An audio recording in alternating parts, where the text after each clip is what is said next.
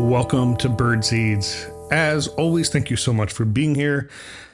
I love that you joined me on my journey for being better, being a better person, better human, feeling better, all the above. We're going to revisit JAAMMIN. I have made an adjustment to JAAMMIN and I have added another A. So again, as a recap, you can go back if you're a new listener, you didn't catch them. I have a series where I went through each one of the JAAMMIN letters. The J stands for journaling, A for aqua, M for mindfulness, meditation, the other M for movement, the I for intentionality, level setting my day, and for novel for reading. And that's the JAAMMIN concept here. But I've added another A. So it's still JAAMMIN, and it's even going to sound more kind of that reggae, like JAAMMIN. There's another A. That A stands for affirmations. So what are affirmations? You've probably heard them. You're probably familiar with them, but let's kind of recap. So an affirmation is it's a positive reinforcement. It's telling yourself things that you want it to be true. So you're telling yourself these things are true. So you may remember Saturday Night Live with Stuart Smiley or Smiley, whatever it was. I don't even care. Where, gosh darn it, people like me in front of the mirror. That's kind of a version of an affirmation. But it kind of came about where like my natural reaction is the negative. I always seem to like when I'm in the moment, when I'm kind of cognizant and aware of it, and I can like think, I can see the benefits. I can see the positives. I can see the truths. But when I'm in sort of just reactionary mode, I always just see the negatives. That's kind of just the way I've always been, something I'm really trying to work on. So with positive affirmations, I'm trying to change my mindset so that I see the positives instead of the negatives. Because I'm just going to be consistently, daily pointing out the things of myself that are true. I'm not making things up. I'm not going to say, I'm going to find $1 million in a puddle on the ground tomorrow. I mean, I would love for that to be true, but the reality is it's probably not. And that's not really what it's about. It's about, I'm a good person. I work hard for my clients. My clients appreciate the work that I do because I can be in a moment and I could have negotiated such a great deal, but I'm going to focus subconsciously on the little thing that maybe could have been done better, but maybe everything else was fantastic. Maybe the client was absolutely thrilled with the results, but one little tiny thing that maybe it wasn't a mistake. I just didn't do exactly the outcome wasn't exactly what I hoped. When I'm not thinking about it, that's what I feel. That's sort of the natural response of what I feel. So super frustrating. And again, I'm using positive affirmations to sort of change the way that I think about it. And positive affirmations can sound kind of hokey. Like they can kind of sound silly where it's like, you're just going to say like, I'm a good person. I work hard. And that can be true. But when they're less like fluffy and less excited and they're just more like very simple things that are not over the top happy or over the top positive, just very neutral and natural, science says that they work. So, I'm looking at an article here from National Library of Medicine that says self-affirmation activates brain systems associated with self-related processing and reward and is reinforced by future orientation. So basically, we want things to be true. In our mind, that's just the case. We want things to be true. And so when we tell ourselves something over and over and over again, we're subconsciously going to do the things to make that the truth.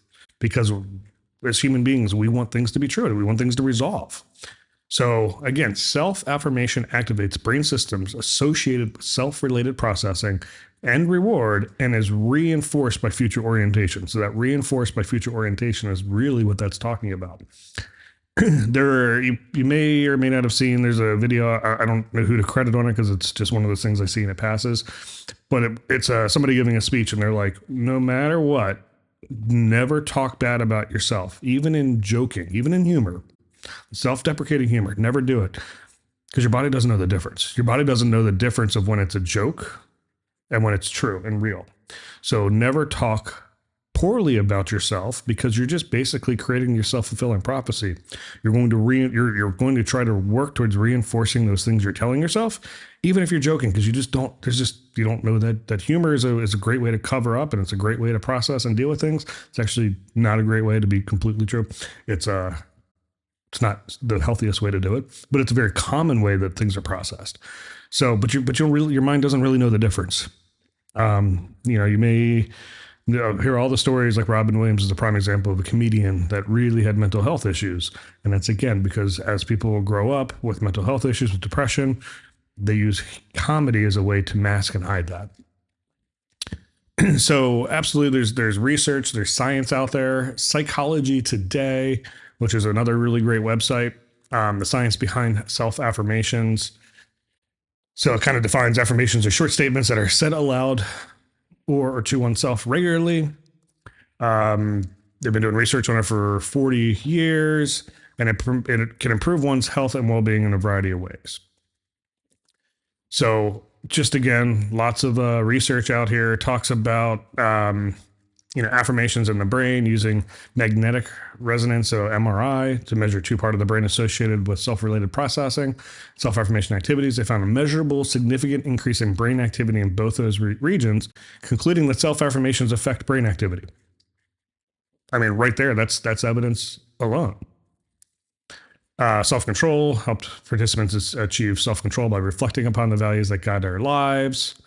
Self-efficacy, self-affirmation promotes health behavior changes. So things like eating better and things like that.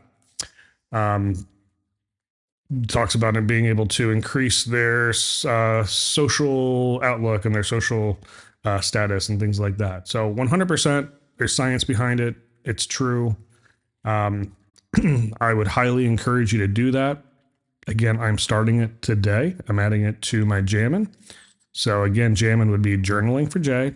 The first A is aqua, we got to hydrate. The second A is affirmations. The first M is mindfulness meditation. Second M is movement. I for intentionality, getting the day off to the right start. And N for novel, for reading, always looking for ways to improve. I'm curious, do you do affirmations? I would really love to know if anybody's seeing a positive benefit from it. I have done them off and on throughout times. The key is consistency. The key is doing them every single day. All of this stuff. It's not about one single action that's going to change it. It's about repetition, doing it, and training your mind to think the way you want it to think. I hope this is beneficial to everybody. I hope you join me in my quest for daily affirmations. Would love to hear your feedback. As always, thanks for listening. It's been Birdseeds. Have a wonderful day.